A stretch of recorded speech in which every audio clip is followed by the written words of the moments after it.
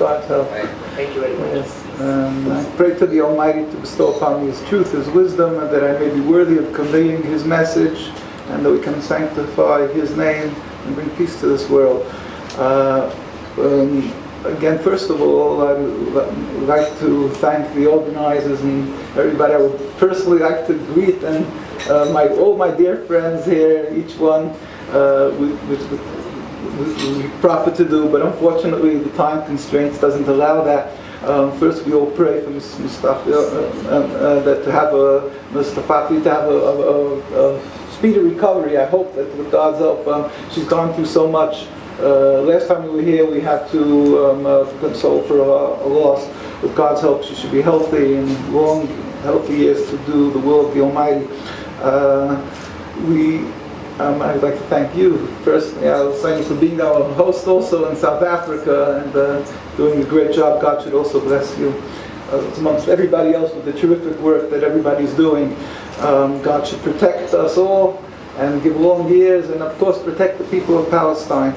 I just wanted, of course, everybody knows the unique niche that we have as Jews to speak up because as my dear friend Masoud said that in England, for instance, they're going to put up trucks and they have signs all over. And what's the whole accomplishment? It is because everybody understands that the will of the people, that the ploy of the Zionist people in order to be able to continue is because they don't have any opposition, a strong opposition, and the reason, what they have instead is a strong support in the world. And the reason is because the Zionists, with the works of the Satan, only the works of the Satan, was able to transform this whole concept of what the issue is into basically a religious conflict, vilifying the Palestinian people and victimizing the state of Israel and so forth. And really hijacking, of course, the name of Judaism, claiming it's the religion of Judaism, which it's totally not. We're forbidden to have a state, we're forbidden to steal and kill and so forth. But in the eyes of the world, they are the rightful, I mean, it's despicable to say as if they have a right to the land because of the Bible, and so forth. And the reason why the Palestinian people oppose them is because of their hate for the Jewish people. All despicable. It's hard even for me to say it out of my mouth. But so our unique position is because we are Jewish, that the people listen to us differently because they can't accuse us of being anti-Semitic. They may call us self-hating Jews, but thank God that's why we're able to constantly show the world our communities, our stance, which is critical. On that note, I would like to really thank Mr. Najad for his tremendous efforts. He brought me to Iran, and we went and we were in Azerbaijan and through Iran, and we had thousands and thousands tens of thousands of people who heard this message. The distinction between Judaism and Zionism. Judaism as a religion, which we of course can live together with the Palestinian people, and it's the Palestinian people's land and not our land to take from them, while the Zionism is a purely new movement of political nationalistic movement which is forbidden according to the Torah. What if the world on two issues, the Jewish people have to hear that they should not support what is being done to the Palestinian people because they feel as if the Palestinian people want to kill them. They should understand they're being duped, and the world, the other world, which is not Jewish, has to hear and understand that they should not be intimidated. They should not be fearful of standing up and speaking. So, Mr. Najad, thank you very much, especially for taking us to the people of Iran who would be able to hear the word. The same thing, the same issue is it's a necessity, critical around the world, and I'm urging anybody who can help us to get that message out. I could tell you story upon story about the people who met us and said, "You just even coming here now." We met with a Protestant a priest's wife. She said, "I can't believe that her parents saved a Jewish person that during by the Nazis."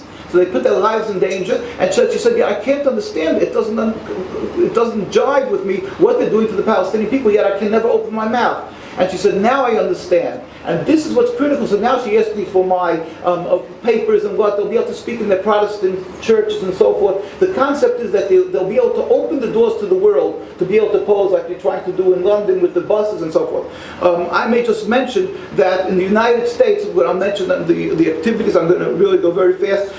For instance, just you should know that the world doesn't begin to know. Just last week, our president, and we pray for his health, and God should protect him and give him strength to stand up for what's right. He gave a Medal of Freedom to the Israeli president. I don't know if you're aware of that. And nobody knew about it. I mean, it was just unbelievable. It just went under the radar to the president, to Perez. He gave him a Medal of Freedom. For what? I mean, it's mind-boggling. We stood out, we demonstrated, thank God, we went there. So and why did he have to give a Medal of Freedom? Why a Medal of Freedom? Because it's the psyche of the people. They want to dupe the people, that they should understand that the Israelis are victims and they're looking for freedom, and the villains are the people of Palestine. It's clear, there's no question. They had the march, the Solidarity Israel, Salute to Israel parade. We had a caravan of trucks going around and around the parade route. The police stopped us because we went through a street that was not for commercial use. Now they gave a ticket for that. They held all the trucks for an hour, because to give a ticket, which was totally not the truck should have given each one a ticket and don't let them go. They held with no excuse whatsoever. They held all the trucks, the whole caravan. The idea is they don't want the message to get out. I could go on and on that thank God, with day in and day out around the world. We went to the global march. Basically, we're doing this day and night. We're standing up in New York by the United Nations. Whenever their presidents and prime ministers come, we're trying to awaken the world.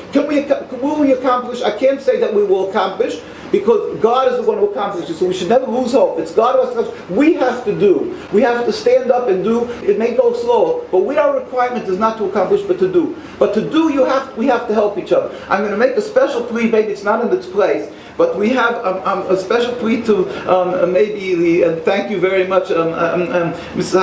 Hakim, first of all, for being our host. I can't thank you enough. God give you strength. But I'm going to make a special plea that maybe the world wants to show that the Muslim people hate the Jews, and especially the leaders of the Palestinian organizations.